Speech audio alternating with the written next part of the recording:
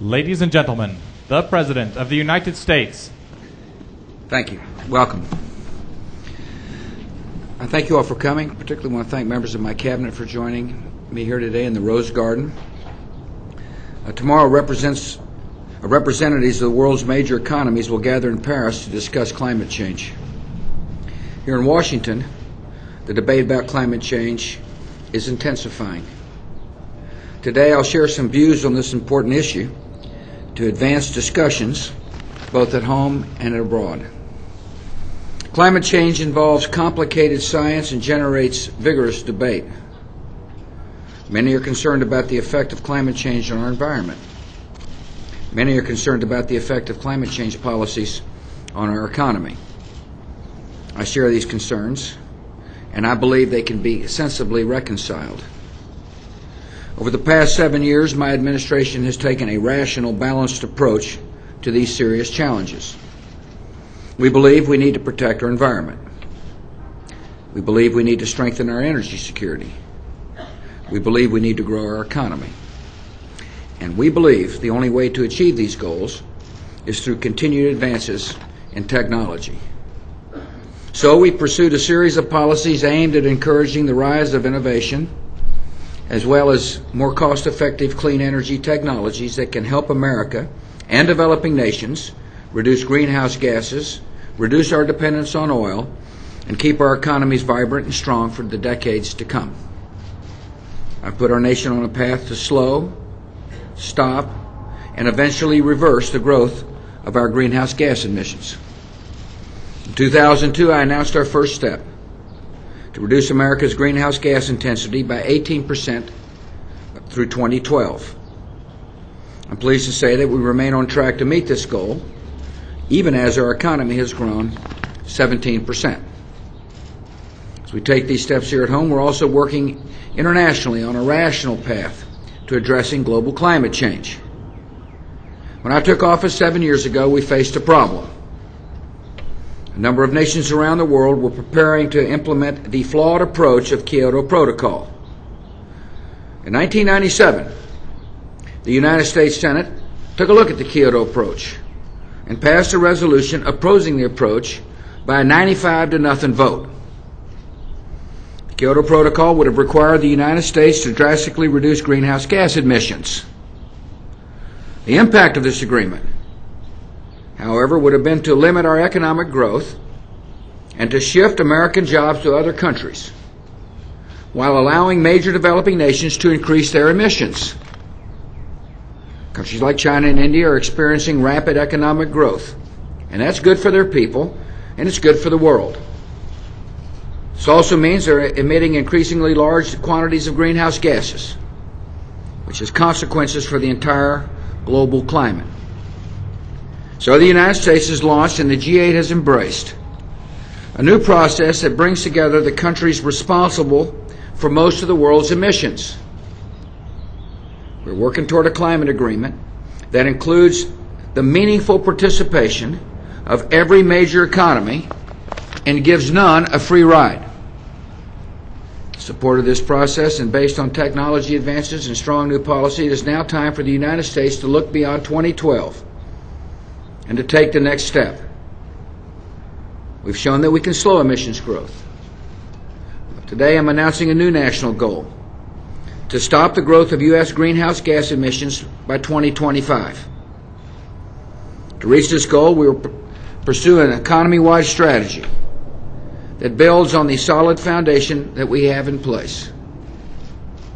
As part of this strategy, we work with Congress to pass energy legislation that specifies a new fuel economy standard of 35 miles per gallon by 2020 and requires fuel producers to supply at least 36 billion gallons of renewable fuel by 2022.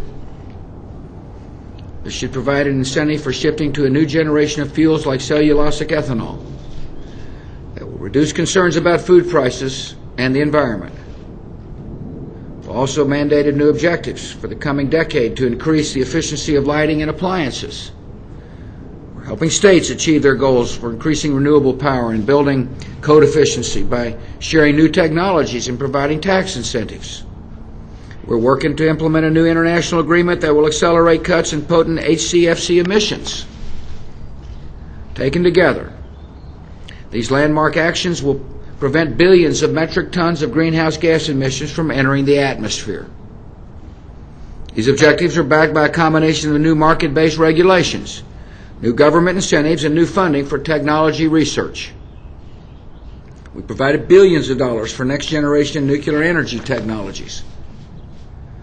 Along with the private sector, we've invested billions more to research, develop, and commercially deploy renewable fuels, hydrogen fuel cells, advanced batteries, and other technologies to enable a new generation of vehicles and more reliable, renewable power systems. In 2009 alone, the government and the private sector plan to dedicate nearly $1 billion to clean coal research and development. Our incentives for power production from wind and solar energy have helped to more than quadruple its use. We work with Congress to make available more than $40 billion in loan guarantees to support investments that will avoid, reduce, or sequester greenhouse gas emissions or air pollutants. And our farmers can now compete for substantial new conservation incentives to restore land and forests in ways that help cut greenhouse gases. We're doing a lot to protect this environment. We've laid a solid foundation for further progress. With these measures, while these measures will bring us a long way to achieving our new goal, we've got to do more in the power generation sector. To reach our 2025 goal, we will need to more rapidly slow the growth of power sector greenhouse gas emissions so they peak within 10 to 15 years and decline thereafter. By doing so, we will reduce emission levels in the power sector well below where they were projected to be when we first announced our climate strategy in 2002. There are a number of ways to achieve these reductions, but all responsible approaches depend on accelerating the development and deployment of new technologies. As we approach this challenge, we face a growing problem here at home. Some courts are taking laws written more than 30 years ago to primarily address local and regional environmental effects and applying them to global climate change. The Clean Air Act, the Endangered Species Act, and the National Environmental Policy Act were never meant to regulate global climate. For example, under a Supreme Court decision last year, the Clean Air Act could be applied to regulate greenhouse gas emissions from vehicles. Now, this would automatically trigger regulation under the Clean Air Act of greenhouse gases all across our economy, leading to what Energy and Commerce Committee Chairman John Dingell last week called, quote, a glorious mess. If these laws are stretched beyond their original intent, they could override the programs Congress just adopted and force the government to regulate more than just power plant emissions. It could also force the government to regulate smaller users and producers of energy, from schools and stores to hospitals and apartment buildings. This would make the federal government act like a local planning and zoning board, have a crippling effect on our entire economy. Decisions with such far-reaching impact should not be left to unelected regulators and judges. Such decisions should be debated openly. Such decisions should be made by the elected representatives of the people they affect. American people deserve an honest assessment of the costs, benefits, and feasibility of any proposed solution. This is the approach that Congress properly took last year on mandatory policies that will reduce emissions from cars and trucks and improve the efficiency of lighting and appliances. This year, Congress will soon be considering additional legislation that will affect global climate change. I believe that congressional debate should be guided by certain core principles and a clear appreciation that there is a wrong way and a right way to approach reducing greenhouse gas emissions. Bad legislation would impose tremendous cost on our economy and on American families without accomplishing the important climate change goals we share. The wrong way is to raise taxes, duplicate mandates, or demand sudden and drastic emissions cuts that have no chance of being realized and every chance of hurting our economy. The right way is to set realistic goals for reducing emissions, consistent with advances in technology, while increasing our energy security and ensuring our economy can continue to prosper and grow. The wrong way is to sharply increase gasoline prices, home heating bills for American families, and the cost of energy for American businesses. The right way is to adopt policies that spur investment in the new technologies needed to reduce greenhouse gas emissions more cost effectively in the longer term, without placing unreasonable burdens on American consumers and workers in the short term. The wrong way is to jeopardize our energy and economic security by abandoning nuclear power and our nation's huge reserves of coal. The right way is to promote more emission-free nuclear power and encourage the investments necessary to produce electricity from coal without releasing carbon into the air. The wrong way is to unilaterally impose regulatory costs that put American businesses at a disadvantage with their competitors abroad, which would simply drive American jobs overseas and increase emissions there. The right way is to ensure that all major economies are bound to take action and to work cooperatively with our partners for a fair and effective international climate agreement. The wrong way is to threaten punitive tariffs and protectionist barriers, start a carbon-based global trade war, and to stifle the diffusion of new technologies. The right way is to work to make advanced technology affordable and available in the developing world by lowering trade barriers, creating a global free market for clean energy technologies, and enhancing international cooperation and technology investment. We must all recognize that in the long run, new technologies are the key to addressing climate change. But in the short run, they can be more expensive. And that is why I believe part of any solution means reforming today's complicated mix of incentives to make the commercialization and use of new lower emission technologies more competitive. Today we have different incentives for different technologies, from nuclear power to clean coal to wind and solar energy. What we need to do is consolidate them into a single expanded program with the following features. First, the incentive should be carbon weighted to make lower emission power sources less expensive relative to higher emission sources. And it should take into account our nation's energy security needs. Second, the incentive should be technology neutral, because the government should not be picking winners and losers in this emerging market. Third, the incentive should be long-lasting. It should provide a positive and reliable market signal not only for the investment in the technology, but also for the investments in domestic manufacturing capacity and infrastructure that will help lower costs and scale up availability. Even with strong new incentives, many new technologies face regulatory and political barriers. To pave the way for a new generation of nuclear power plants, we must provide greater certainty on issues from licensing to responsible management of spent fuel. Promise of carbon capture and storage depends on new pipelines and liability rules. Large-scale renewable energy installations are most likely to be built in sparsely populated areas, which will require advanced interstate transmission systems to deliver this power to major population centers. If we're serious about confronting climate change, then we have to be serious about addressing these obstacles. If we fully implement our new strong laws, adhere to the principles I've outlined, and adopt appropriate incentives, we will put America on an ambitious new track for greenhouse gas reductions.